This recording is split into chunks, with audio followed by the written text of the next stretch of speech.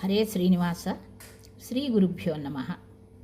జగన్నాథదాసుల వారు రచించిన హరికథామృత సారంలో 3వదైన వ్యాప్తి సంధిలో 8వ పద్యం.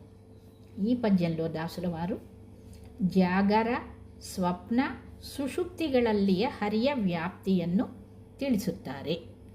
ಜಾಗರ అంటే ఎచ్చర, మెలకువతో ఉన్నప్పుడు, స్వప్నాలలో నిద్రలో ఉండి స్వప్నాలులో ఉన్నప్పుడు, సుషుప్తి అంటే గాఢ నిద్రలోను. ఈ 3 దశలలో కూడా భగవంతుని వ్యాప్తి ఎలాంటిది అనేది వివరిస్తున్నారు. ಹರಿಕಥಾಮೃತ ಸಾರ ಗುರುಗಳ ಕರುಣದಿಂದಾಪನಿತು ಪೇಳುವೆ ಪರಮ ಭಗವದ್ಭಕ್ತರಿದನಾದರದಿ ಕೇಳುವುದು. ಜಾಗರ ಸ್ವಪ್ನಂಗಳೊಳು ವರಭೋಗಿಸಯನ ಬಹುಪ್ರಕಾರ ವಿಭಾಗಗೈಸಿ ನಿರಂಶ ಜೀವರ ಚಿಚ್ಚರೀರವನು. ಭೋಗವಿತ್ತು ಸುಷುಪ್ತಿ ಕಾಲದಿ ಸಾಗರವ ನದಿ ಕೂಡುವಂತೆ ವಿಯೋಗರಹಿತನು ಅಂಶಗಳನೇಕತ್ರ ಎಯ್ದಿಸುವ. ಜಾಗರ ಸ್ವಪ್ನಂಗಳೊಳು ವರಭೋಗಿಸೆಯನ ಬಹುಪ್ರಕಾರ ವಿಭಾಗಗೈಸಿ ನಿರಂಶ ಜೀವರ ಚಿಚ್ಚರೀರವನು. ಭೋಗವಿತ್ತು ಸುಷುಪ್ತಿ ಕಾಲದಿ ಸಾಗರವ ನದಿ ಕೂಡುವಂತೆ ವಿಯೋಗರಹಿತನು అంశಗಳನ್ನು ఏకత్ర ఎయిదిసువ. జాగర అంటే ఎచ్చర అంటే మెలకువతో ఉన్నప్పుడు, స్వప్న కనసు అంటే కలలు,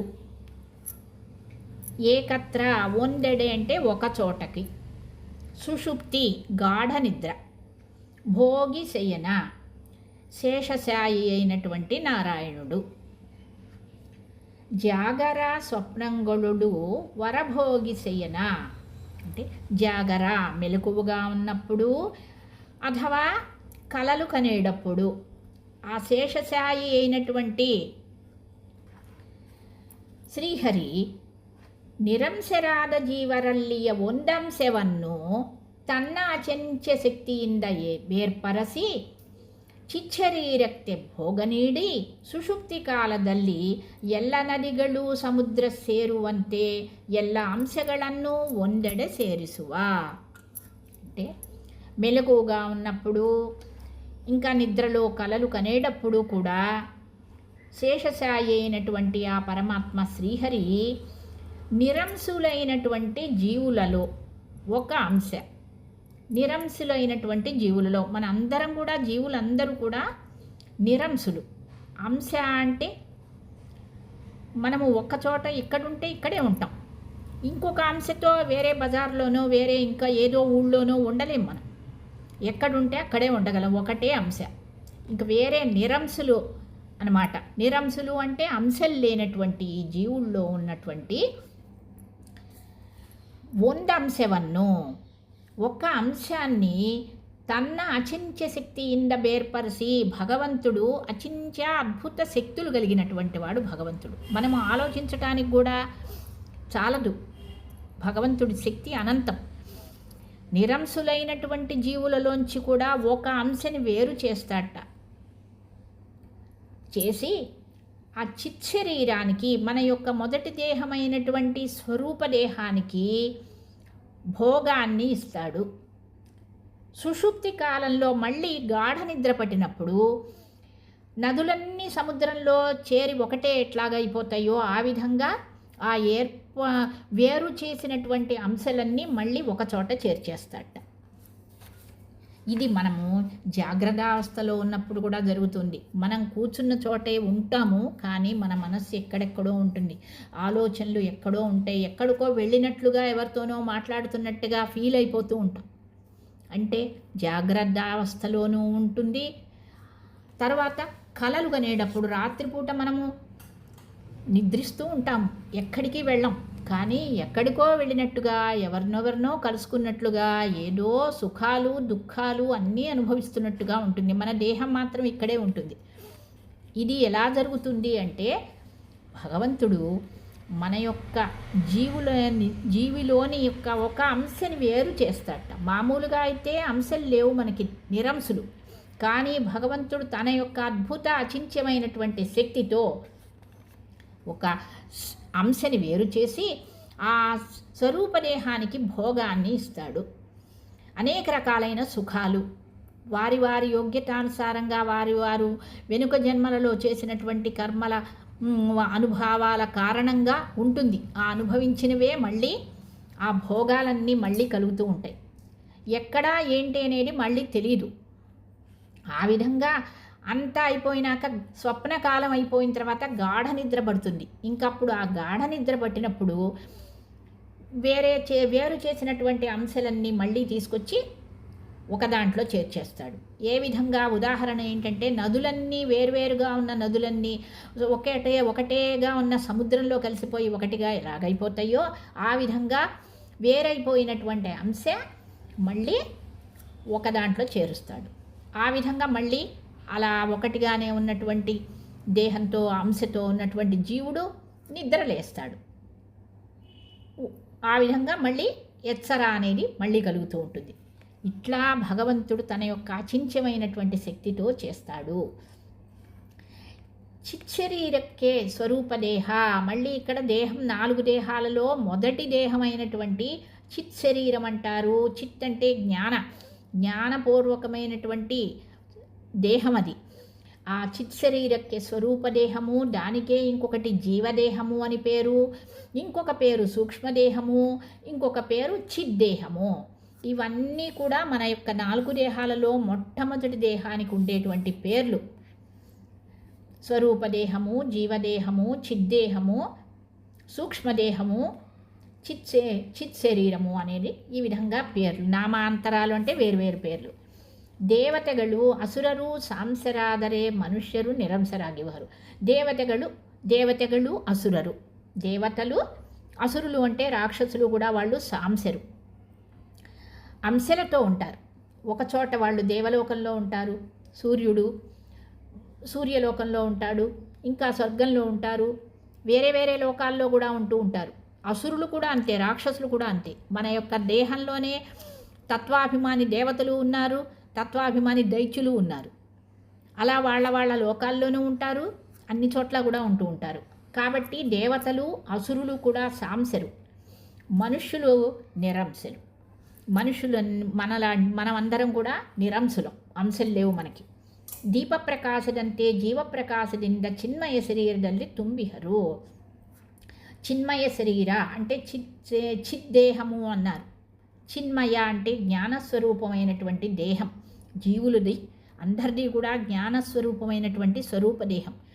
దాంట్లో దీప ప్రకాశం ఏ విధంగా వ్యాపించి ఉంటుందో ఆ విధంగా జీవుడు కూడా ప్రకాశంతో ఆ స్వరూపదేహంలో ఉంటాడు. ఆ విధంగా ఒక్కచోటే నిరంశులం. ఇది అనువ్యాఖ్యానంలో ఉండేటువంటి వ్యాఖ్యానం ప్రకారం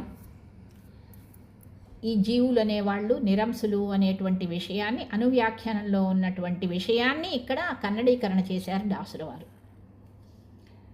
ಕನಸಿನಲ್ಲಿ ಕಾಣುವ ಪದಾರ್ಥಗಳು ವಾಸನಾಮಯವಾಗಿ ಸತ್ಯವಾಗಿ ಇರುವವು. ಅವುಗಳನ್ನು ಹೊರಗಿನ ಪದಾರ್ಥಗಳು ಎಂದು ತಿಳಿಯುವುದು ತಪ್ಪು ತಿಳುವಳಿಕೆ. అంటే కనసినల్లి కలలలో కనిపించేటువంటి మన యొక్క అన్ని రకాల దృశ్యాలు, పదార్థాలు అన్నీ కూడా సత్యమైనవి, వాసనామయవాగివే. అంటే వాసనామయము అంటే జ్ఞాపక శక్తి, సిమ్ రికార్డెడ్. మనము అనేక దేహాలు మారుతూ జీవుడు ఈ స్థూల దేహం మారుతూ ఉంటుంది. ఎన్నో కోట్ల జన్మల నుంచి వస్తున్నటువంటి ఈ జీవుడు అనేక దేహాలలో చూసినటువంటివి, అనుభవించినటువంటివి వస్తువులు కానీ, పరిసరాలు కానీ, వ్యక్తులు కానీ ఉంటారు. అది వాసనామయము అంటే దాంట్లో రికార్డ్ అయిపోయి ఉంటాయి. మనకి తెలియదు అది ఏ జన్మలోనో, ఎక్కడో, ఎప్పుడో తెలియదు మనకి. ఇప్పుడే అవ్వచ్చు, వెనక జన్మలలోనూ అవ్వచ్చు, ఎక్కడైనా అవ్వచ్చు. అవన్నీ వాసనామయము అంటే ఆల్రెడీ అక్కడ నిక్షిప్తమై ఉంటాయి లోపల జీవుని యొక్క మనస్సులో, స్వరూపదేహం యొక్క మనస్సుల్లో. అక్కడ అవే మళ్ళీ ఈ స్వప్నాలలో మళ్ళీ మనకి ఆ దృశ్యాలే కనపడుతూ ఉంటాయి. అంతేగాని బయట నిన్నేదో చూసాము, మొన్ననేదో చూసాము, మనకి ఇప్పుడు రాత్రి అయ్యేసరికి కలలోకి వచ్చినాయి అని అనుకోకూడదు.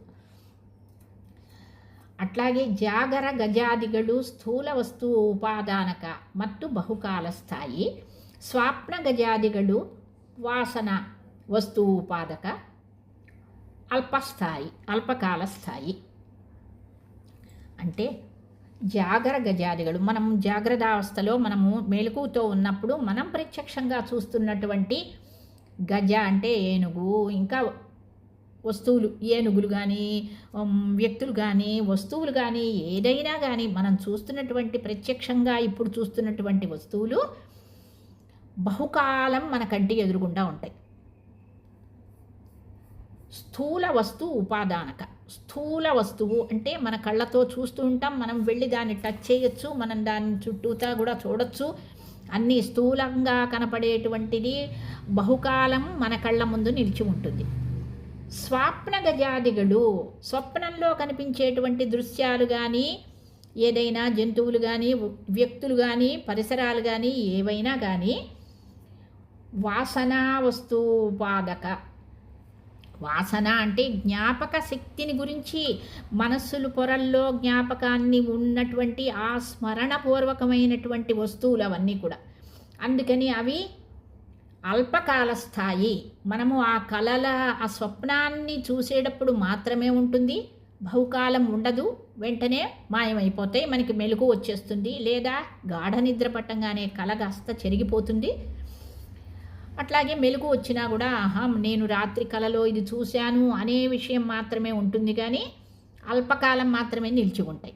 అదే ప్రత్యక్షంగా చూసేవి బహుకాలం మన కంటి ఎదురుగుండా ఉంటుంది.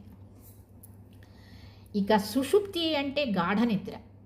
ఈ ఉపనిషత్తు ప్రమాణాల ప్రకారం సుషుప్తి అంటే ಸ್ವರ್ಗ ಹಾಗೂ ಮೋಕ್ಷ ಎಂಬ ಅರ್ಥವು ಇರುವುದು. దీనికి వేరే అర్థాలు, స్వర్గము అనే అర్థము ఉంది, మోక్షము అనేటువంటి అర్థం కూడా ఉంది.